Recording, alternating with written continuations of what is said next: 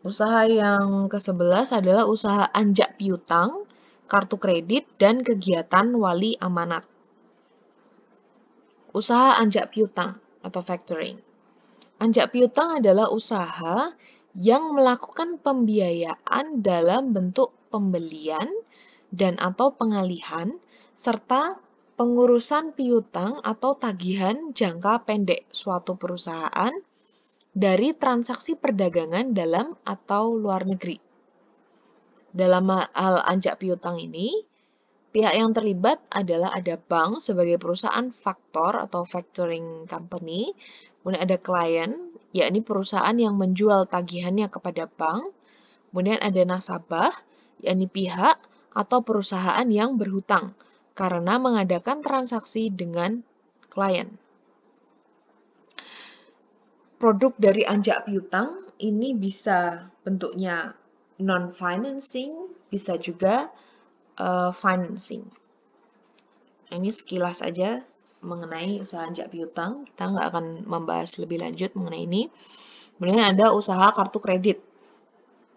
Atau di situ biasa disebut dengan APMK, yakni alat pembayaran dengan menggunakan kartu APMK. Yang dapat digunakan untuk melakukan pembayaran atas kewajiban yang timbul dari suatu kegiatan ekonomi, termasuk transaksi pembelanjaan dan atau melakukan penarikan tunai, di mana kewajiban pembayaran pemegang kartu dipenuhi terlebih dahulu oleh acquirer atau penerbit kartu kredit ini, dan pemegang kartu berkewajiban untuk melakukan pembayaran pada waktu yang disepakati, baik dengan pelunasan secara sekaligus atau dengan angsuran. Itu kartu kredit. Kemudian yang ketiga, usaha wali amanat. Wali amanat adalah kegiatan usaha yang dapat dilakukan oleh bank umum untuk mewakili kepentingan pemegang surat berharga berdasarkan perjanjian antara bank umum dengan emiten surat berharga yang bersangkutan. Nah, ini nanti akan dibahas lebih lanjut di dalam pembahasan mengenai pasar modal. Kemudian usaha yang selanjutnya, pembiayaan berdasarkan bagi hasil atau prinsip bagi hasil. Bentuk jasa pembiayaan berdasarkan prinsip syariah itu merupakan pelaksanaan dari sistem ekonomi Islam, yaitu adalah prinsip-prinsip muamalat atau prinsip-prinsip dagang berdasarkan syariah. Dalam pasal 1 angka 13 dalam Undang-Undang Perbankan, definisi dari prinsip syariah adalah aturan perjanjian berdasarkan hukum Islam antara bank dan pihak lain untuk penyimpanan dana dan atau pembiayaan kegiatan usaha atau kegiatan lainnya yang dinyatakan sesuai dengan syariah. Antara lain berdasarkan beberapa prinsip. Yang pertama mudharabah atau bagi hasil, kemudian ada penyertaan modal atau musyarakah atau jual beli, murabahah, kemudian pembiayaan barang modal berdasarkan prinsip sewa murni, ijarah, atau dengan adanya pilihan pemindahan kepemilikan, ijarah wa iqtina. Nah, terkait dengan ini, nanti akan dibahas lebih lanjut di mengenai kegiatan usaha pada perbankan syariah. Nanti, namun demikian, pada dasarnya bank konvensional itu juga dapat menyelenggarakan pembiayaan dengan prinsip syariah. Namun bank konvensional yang mau menjalankan pembiayaan dengan prinsip syariah harus menjalankannya pada suatu unit khusus, seperti kantor cabang khusus yang hanya menjalankan kegiatan pelayanannya berdasarkan prinsip syariah. Makanya ada namanya unit usaha syariah atau apa namanya syariah window, jendela syariah, atau ya ini sih yang bahasa yang digunakan adalah unit usaha syariah. Yang unit tersebut berfungsi sebagai kantor induk dari kantor cabang syariah. Tugasnya adalah mengatur dan mengawasi seluruh kegiatan kantor cabang syariah, menempatkan dan mengelola dana yang bersumber dari kantor cabang syariah, menerima dan menata usahakan laporan keuangan dari kantor cabang syariah. Yang keempat, melakukan kegiatan lain sebagai kantor induk dari kantor cabang syariah. Nah, kenapa ini penting untuk dipahami? Karena dalam hal bank konvensional itu melaksanakan kegiatan usaha berdasarkan prinsip syariah, dia harus memisahkan kegiatan penata usahaan laporan keuangan, pengelolaan keuangan, baik dari sumbernya maupun penyalurannya itu harus dipisahkan secara jelas antara yang dari kegiatan secara konvensional dan kegiatan secara berdasarkan prinsip syariah. Kenapa seperti ini? Karena di dalam sistem ekonomi Islam itu mengenal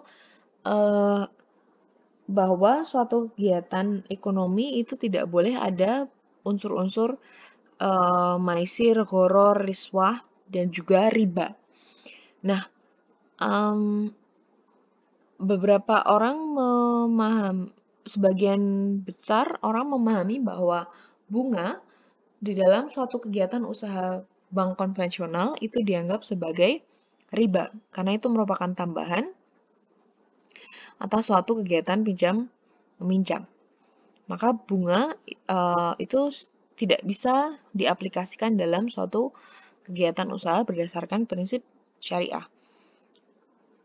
Nah, oleh karenanya harus jelas pemisahannya antara sumber dana dari kegiatan konvensional dan sumber dana dari kegiatan usaha syariah. Kemudian yang selanjutnya, kegiatan usaha selanjutnya adalah melakukan kegiatan dalam valuta asing. Ini dasar hukum terbaru yang dapat melakukan kegiatan dalam valuta asing tidak terbatas pada bank umum dalam kategori bank devisa. Kalau teman-teman ingat di materi tentang jenis-jenis bank, di situ ada pembagian bank devisa dan bank bukan devisa.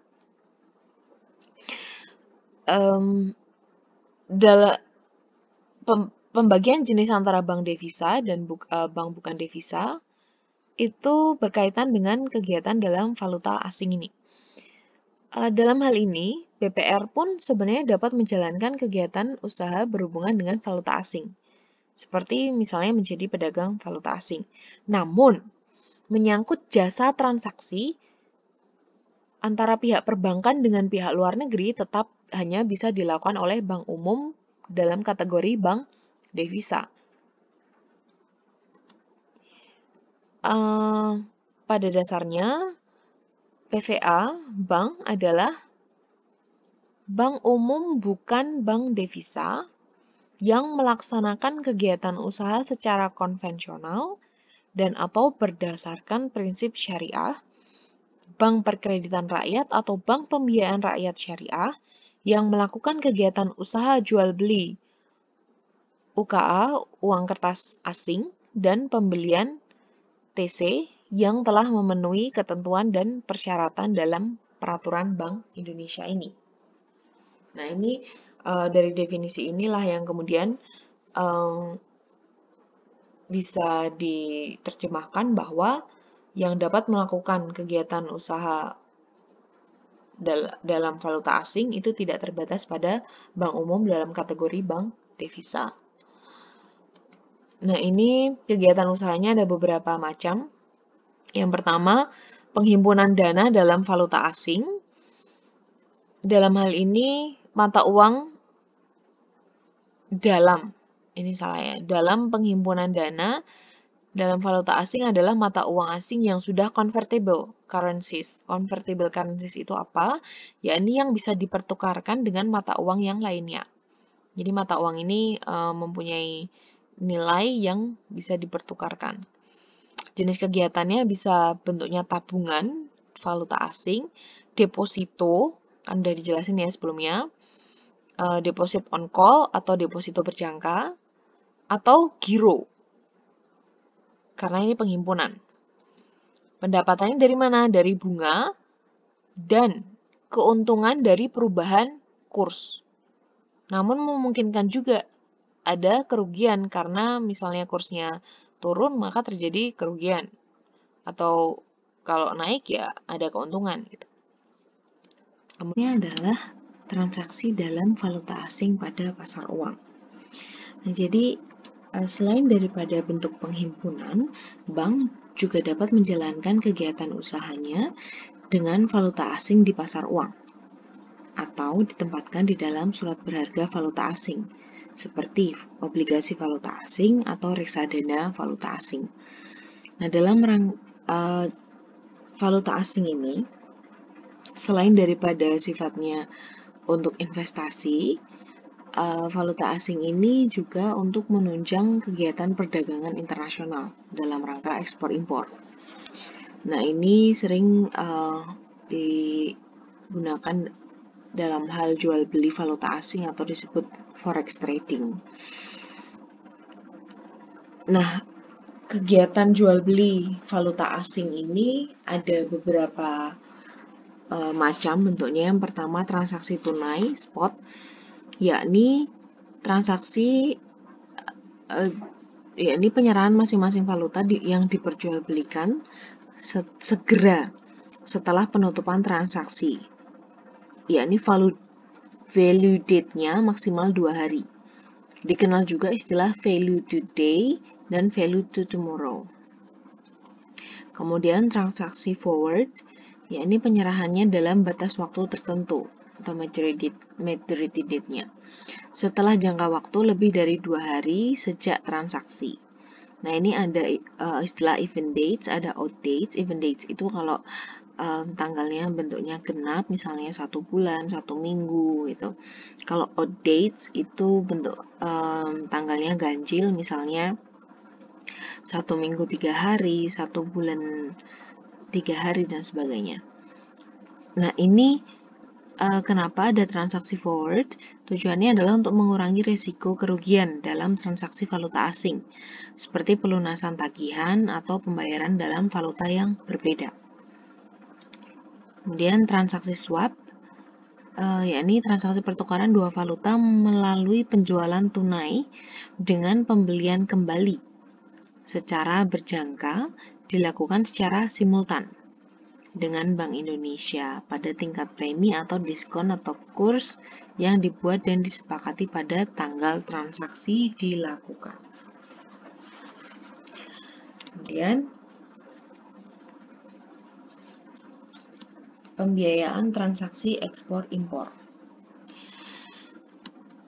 Dalam hal ini berkaitan dengan transaksi ekspor impor atau kegiatan perdagangan internasional, itu akan selalu dekat dengan yang namanya valuta asing dan tidak lepas dari peranan bank devisa, apalagi atau terutama terkait dengan hal pembiayaan. Nah, cara-cara pembayaran dalam transaksi ekspor impor itu ada beberapa macam bentuknya. Yang pertama, pembayaran di muka, advance payment, pembayaran kemudian atau open account, wesel inkasso atau collection, sudah dibahas sebelumnya, konsinyasi atau letter of credit. Nah, untuk yang letter of credit ini termasuk yang sering digunakan dan kalau nggak salah pernah sedikit dijelaskan di dalam mata kuliah hukum dagang.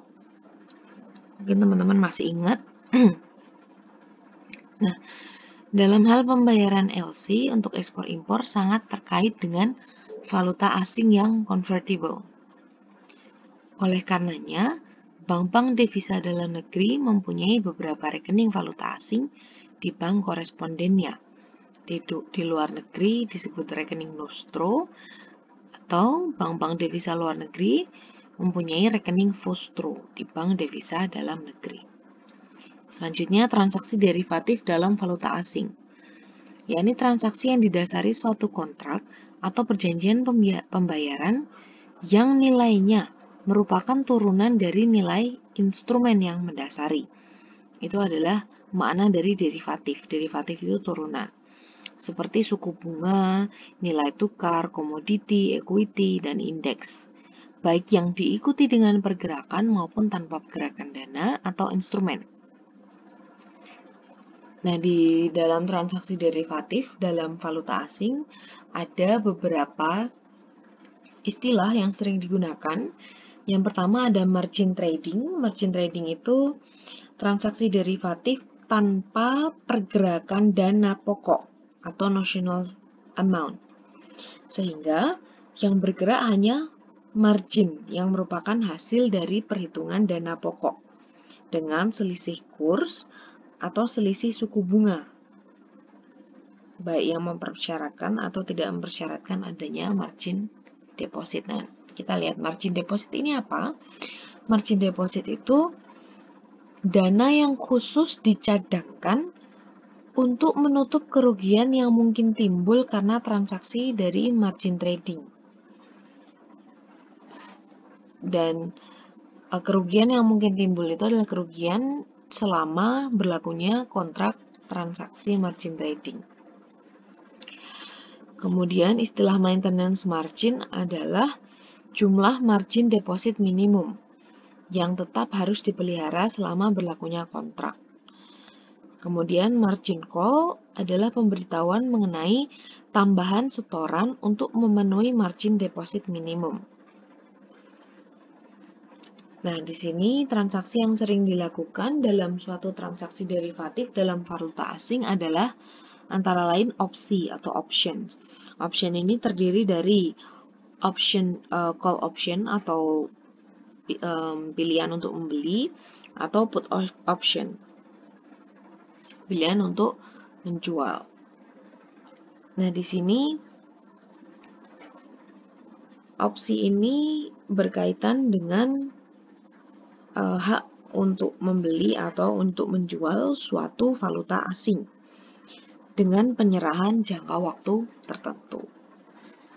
Oke, nah ini dasar hukumnya, teman-teman. Oh, bukan, sorry.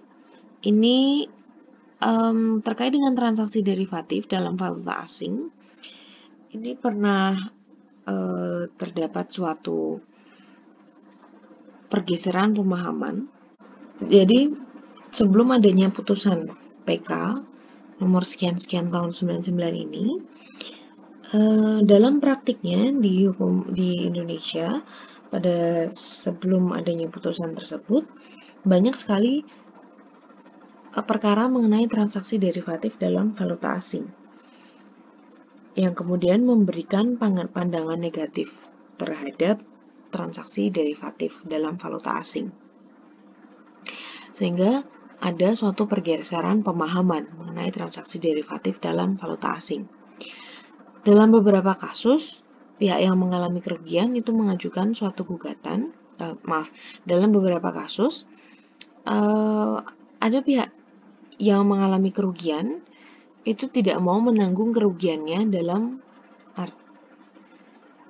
tidak mau menanggung kerugiannya.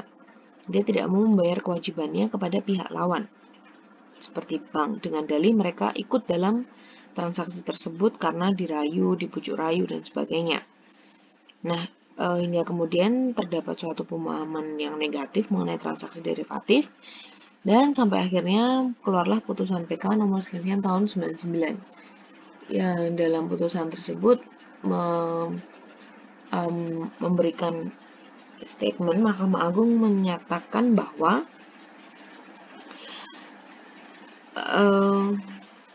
pemahaman peradilan Indonesia dari tingkat pertama sampai Mahkamah Agung berkaitan dengan transaksi derivatif yang menyatakan bahwa transaksi derivatif merupakan transaksi tidak sah adalah tidak tepat. Kegiatan usaha yang selanjutnya adalah penyertaan modal atau equity participation. Dalam hal ini, ada dua bentuk penyertaan modal oleh bank, yakni yang pertama penyertaan modal pada bank yang lain atau perusahaan lain di bidang keuangan. Nah, perusahaan lain pada dasarnya penyertaan modal itu merupakan penanaman dana oleh bank pada perusahaan lain sebagai bentuk modal. Nah, Selain daripada bank, itu bank bisa melakukan penanaman dana atau penyertaan modal pada perusahaan lain. Perusahaan lain ini ada apa aja? Yang pertama, penyertaan modal pada perusahaan sewa guna usaha atau leasing. Leasing ini merupakan kegiatan pembiayaan perusahaan dalam bentuk penyediaan barang-barang modal untuk digunakan oleh suatu perusahaan untuk suatu jangka waktu tertentu. Ada bentuknya finance lease atau ada juga bentuknya operating lease. Kemudian yang kedua, penyertaan modal pada perusahaan modal ventura. Perusahaan modal ventura itu adalah perusahaan yang melakukan pembiayaan berupa penyertaan modal atau equity ke dalam perusahaan nasabah yang disebut dengan investee company. Kemudian yang ketiga adalah penyertaan modal pada perusahaan efek.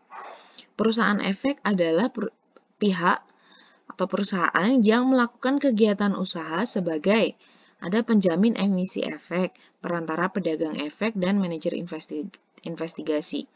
Ini nanti akan dibahas lebih lanjut dalam mata kuliah pasar modal.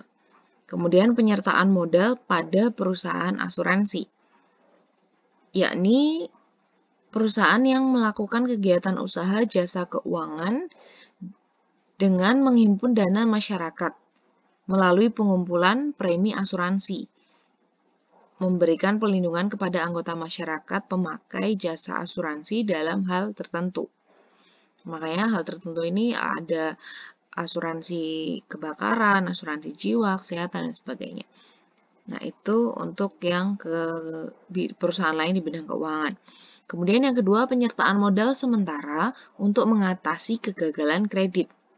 Jadi bank itu bisa memberikan suatu penanaman dana atau penyertaan modal yang sifatnya sementara dalam rangka mengatasi kegagalan kredit oleh si perusahaan yang diberi penyertaan modal. Atau definisinya adalah pemberian bantuan dalam bentuk bantuan tenaga ahli ataupun dalam bentuk modal kerja, baik sebagai pinjaman atau penyertaan modal dalam jangka pendek atau menengah. Seperti itu. Itu untuk penyertaan modal sementara. Kemudian selanjutnya adalah pengurusan dan pendirian dana pensiun. Nah, bank ini terkait dengan kegiatan usaha ini, bank bisa bertindak sebagai pendiri sekaligus sebagai pengurus dari dana pensiun.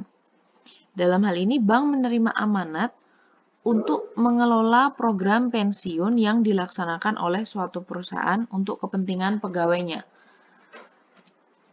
Bank dapat menerima kepercayaan untuk mengelola administrasi kepesertaan program pensiun, pengelolaan dana, penerimaan pensiun, dan atau pembayaran uang pensiun bagi yang berhak.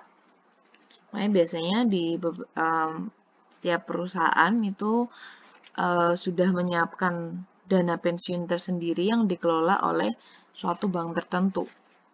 Ada beberapa, misalnya kayak di Taspen tabungan pensiun dari ASN itu mereka menggandeng contohnya BRI misalnya gitu. Kemudian yang terakhir adalah kegiatan usaha lain yang lazim dilakukan oleh bank. Ada empat kegiatan. Yang pertama, bank garansi. Bank garansi ini merupakan jaminan yang diberikan oleh bank.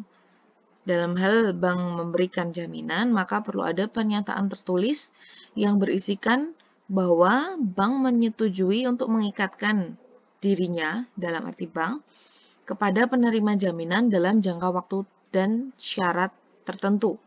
Manakala si terjamin itu tidak memenuhi kewajibannya kepada si penerima jaminan. Nah, ini dikenal dalam sistem hukum perdata di Indonesia namanya bortoh. Bortoh itu adalah jaminan perorangan atau penanggungan, perjanjian penanggungan. Makanya teman-teman kalau ada yang pernah dengar orang pinjam uang ke orang lain kemudian ditanya boroknya apa. Nah, itu sebenarnya dari kata bortoh yang merupakan bentuk dari penanggungan perorangan. Bentuknya bisa garansi bank atau standby letter of credit, garansi yang berhubungan dengan surat berharga, atau garansi yang berhubungan dengan perjanjian bersyarat. Kemudian yang kedua adalah bank persepsi, yakni bank yang ditunjuk oleh Menteri Keuangan untuk menerima setoran penerimaan negara bukan dalam rangka impor, meliputi penerimaan pajak, cukai dalam negeri, dan penerimaan negara bukan pajak. Makanya kalau sekarang untuk membayar pajak dari NPWP itu biasanya bisa langsung melalui bank, atau kalau teman-teman ngurus pajak motor misalnya, kemudian di Samsat itu ada loket BRI atau loket bank yang lain. Nah, itu mereka adalah bank persepsi karena mereka diberi kewenangan untuk menerima setoran. Nah, bank persepsi ini yang ditunjuk oleh Menteri Keuangan wajib melimpahkan setoran penerimaan negara tersebut yang sudah didapatkan kepada Bank Indonesia. Nah, ini ada jangka waktu tertentu, biasanya 3 hari sekali itu penerimaan kreditnya sudah harus disetorkan. Penerimaan setoran yang diterima oleh bank persepsi ini sudah harus disetorkan, atau setiap akhir bulan itu disetorkan. Dalam hal bank tidak menyetorkan, maka ada semacam denda gitu yang perlu dibayarkan oleh bank karena keterlambatan atau tidak disetorkan. Gitu. Kemudian yang ketiga adalah swap bunga. Tadi swap sudah sempat sedikit dibahas, dia merupakan salah satu bentuk transaksi derivatif. Transaksi pertukaran dua valuta asing melalui pembelian tunai dengan penjualan kembali secara berjangka dan penjualan tunai dengan pembelian kembali secara berjangka. Premi atas transaksi tersebut ditetapkan berdasarkan suku bunga di dalam negeri dan suku bunga di luar negeri.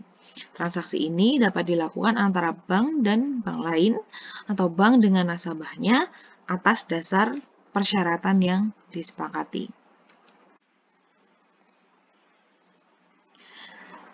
Kemudian selanjutnya membantu administrasi usaha nasabah. Nah, dalam hal ini bank dapat memberikan jasa untuk membantu administrasi usaha nasabahnya.